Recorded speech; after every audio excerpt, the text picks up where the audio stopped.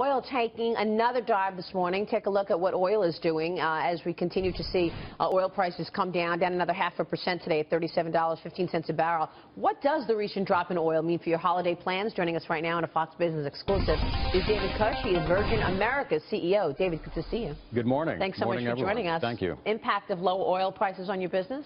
Yeah, absolutely. You know, I think oil is the biggest input cost we have in our business, and I think what this has done is it's encouraged airlines to add more seats. Very simply, we can fly seats for cheaper with lower fuel prices.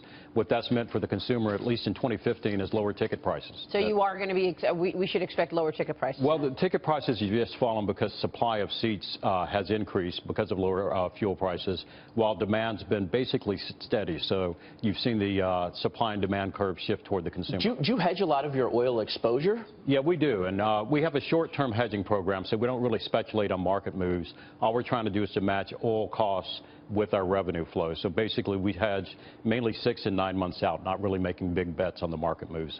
So is it your expectation that oil stays at low levels in the new year? You know, we're not experts on it. We watch the market. The market seems to be saying that oil prices are going to stay low for some period of time, and I think that's really priced into the energy stocks. Unfortunately, it's not really priced into the airline stocks yet. Yeah, that's a good point. What has traffic been like, particularly this holiday season, and your load factors or how full your planes are? I would say load factors will be down slightly. So seats are up about 6 or 7% for the Christmas period. Looks like traffic will be up about 3%. So airplanes should be a little bit lighter, but you know they're going to run in the high 80s, low 90s as far as load factors go. Now you're going to be leasing new Airbus planes. Let's talk about this. You announced yesterday you leased 10 Airbus planes starting in 2017 that could enable new flights and new routes. Yeah, so these are A321s. They're a little bit larger than we normally fly. We'll be flying them into congested airports as well as longer distance runs like to Hawaii. What's so interesting about this technology is that it's truly a game changer. It's a generational change in terms of airplane capabilities. The carbon output will be about 20% less. The nitrous oxide output will be about 50% less, and the noise footprint will be reduced by 50%. So it'll be a quieter ride inside the aircraft, also quieter for people that live and work next to airports. Another cost that investors are very concerned about are labor costs, and we've seen that, you know, whether it's overseas and over here when it comes to the airlines. Can you touch base on that, on where labor costs are going and how you guys are managing those? Well, my expectation is for the industry, labor costs will be going up and likely going up significantly.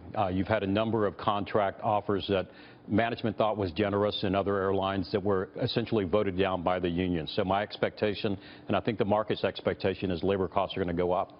Great, but that's offset by the fuel costs going down. It is, but you know, fuel prices can go up again too. So labor costs only go one direction. Fuel goes up and down. Yeah. So what kind of a move are you expecting in terms of labor costs? What does that mean for your bottom line next year? Well, for us, it's probably not going to be much of an impact. With others who are actively negotiating contracts right now, you know, some contracts that are looking at 12 and 15% raises were actually turned down by the membership of unions. So I think double-digit increases is likely. Is that about 30% of expenses? Yes, labor? it is. Yeah.